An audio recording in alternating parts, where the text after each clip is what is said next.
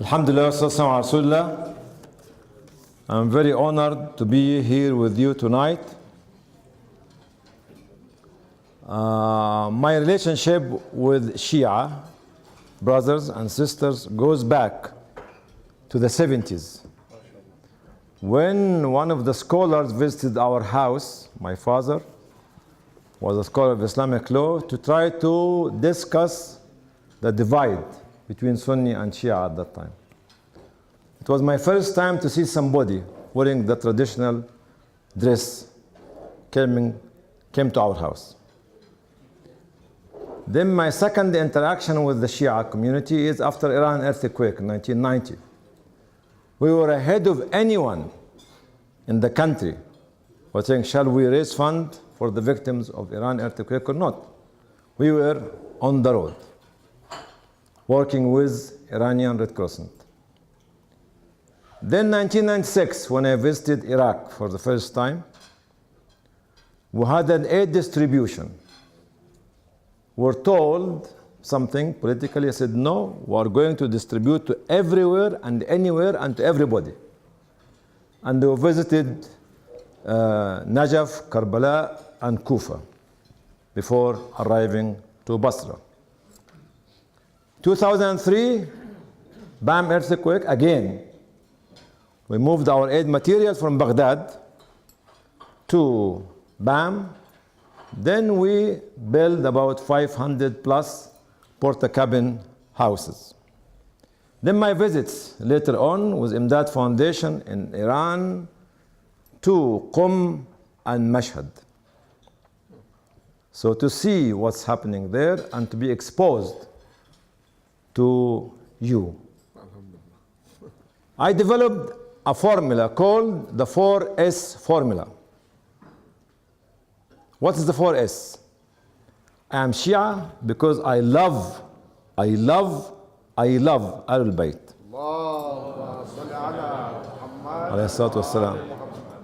And the second S is Sunni, to follow the tradition of the Prophet ﷺ. The third one is Sufi, because this was a part of the mission of the Prophet ﷺ to spiritually cleanse his soul as a prophet ﷺ. The fourth S is Salafi, because to follow the Salaf Salih, which came to educate us and follow the footsteps of the Prophet's vision. If they divide, I unite. If they push me away, I come back and rebounce.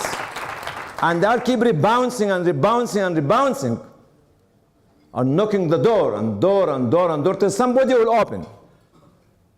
And this is the message for us tonight as philanthropists. As I mentioned this afternoon in the session led by our glamorous chair, what's his name? Mahdi? Mido, I call you Mido, huh? Now I can crack him. So when we look at it, we have to come out today with something positive and solid. I don't understand what philanthropy mean or entrepreneur mean or whatever it is. I'm a layman and street worker. Nothing more than that. In the good old days, I used to go from door to door, street to street, mosque to mosque. Do what? Distribute leaflets. Stand in front of the mosque to raise a pound, 2 pounds, 5 pounds, whatever it is. I'm very proud to be the first one who introduced the begging formula to the mosques in UK outside the mosque itself. In less than an hour in Birmingham Central Mosque, I raised from standing outside 1,500 pounds. This is in 86, 87. I'm very proud to be the first one who stand with this cardboard box in my hand to do that. Without having this, I could not have been with you today.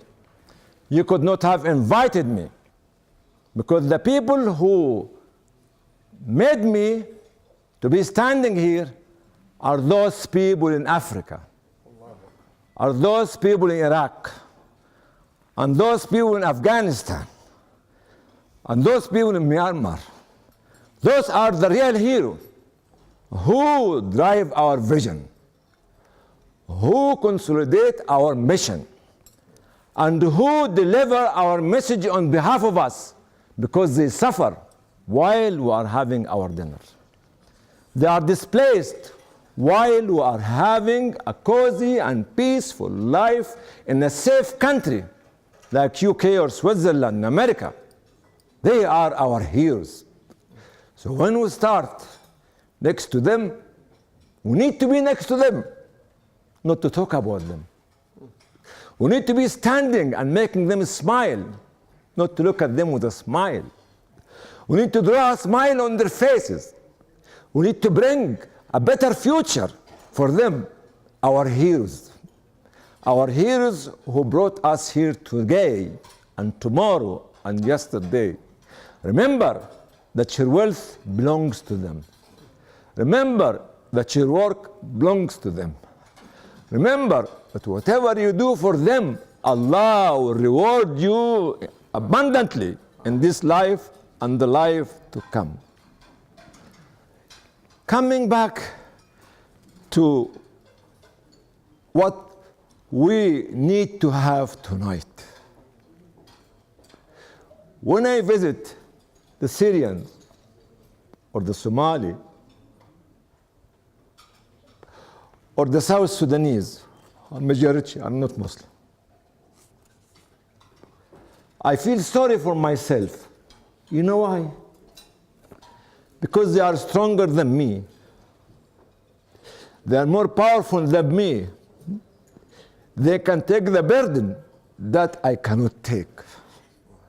They can stand up for suffering and hardship where I can run away from it. Because I knew that after a few days, I go home. They knew after a few hours that I will break my fasting. Well, they don't have any breakfast to break their fasting. Our duty tonight, tomorrow, is to be the people of action. Act, don't talk. Don't ever think that the wealth we have in this room is enough. We need the determination. We need the commitment. We need the modesty and the humility and being humble to stand in front of Allah and to be saved by them. The only one who will save us in front of Allah as such a little child with a sticky eye and running nose and barefooted, who will be saying, "Oh God, don't let him go to hell. I stand for you," as a child, as a widow, as an orphan, as the sick man. Remember all the time to have a photograph of these children in your bedroom, in your memory. That's why after Muhammad sallallahu alaihi wasallam,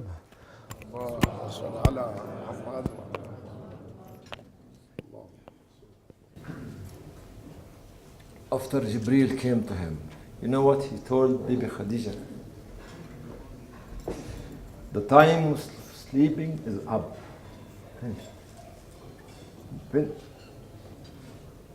You be the people of mission. Do you love Ahlul Bayt? I am from Ahlul Bayt, but I don't announce it. Because if I want to be belonging to Ahlul Bayt, I have to act like Ahlul Bayt. Not to talk about Ahlul Bayt. Ahlul Bayt is not a speech, not bayan, it's not a maw'izah. Ahlul Bayt is action to change the face of humanity and build community. This is Ahlul Bayt.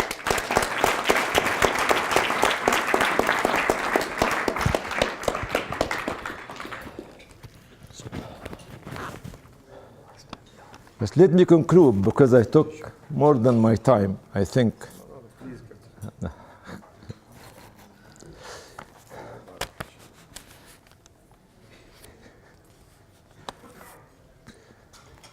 I want you to focus on a deliverable. Money is good fact. But building community is more difficult than building business and making money. Extremely difficult.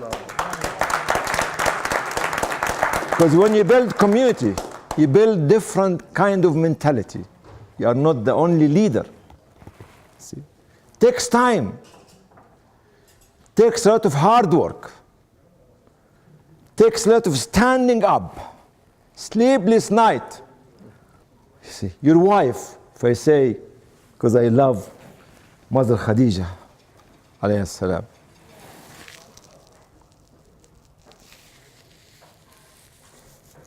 You should be like her. She was the advocate for the Prophet sallallahu alaihi wasallam. She was the financier for the Prophet sallallahu alaihi wasallam. She was the lobbyist for the Prophet sallallahu alaihi wasallam. So you help your husband to build a community, and you build the community. Don't come out tomorrow without having one action to build the community. And let the community to be a part of your establishment. It's not top down. No. It's community building blocks together. It will take years, brothers. No matter how much money you have, you cannot change a seed into a tree or into a jungle overnight because you are a billionaire, because you are Bill Gates or you are others. No. You can't do that. Takes time. You can't have your baby going to the university the time he was born or she was born. Takes time. Community needs a lot of work, dedicated work, and a lot of work in the community needs to be done by you. Media, advocacy, research, lobbying. We need many Sayyida, not only one Sayyida. She managed to make it herself by her own vision, dedication, commitment. But we need to create a system to make Sayyida every hour, or every day, or every week, or every year. System. We need to build a system. Money is not enough to build the system. Vision is there. Prophet ﷺ has a vision, but he realized that actually to build the community of the companion of the Prophet ﷺ in Mecca, 13 years. Took him 13 years. Then 10 years for a guided Prophet sallallahu alaihi wasallam. So I beg you and I urge you to do the thing which people do not do. While you are doing the traditional humanitarian philanthropic work, fine. But who is going to start building media? Start building lobbying organization, research institution, think tank. It's you, building the capacity of the local community. It's you. I need your money to do that while we are actually doing our traditional work. The last thing which I need to say, I need you to become an institution. You know what? You have a foundation. Every one of you has a foundation. Foundation for me is like an organization owned by a group of people. An institution is a community owned, community run, community leadership. If you can stand for the challenge, go from organization and foundation into institution. And this is what we need to have here in UK, building an institution. I love you, then I love you, then I love you, but I want you to love my people.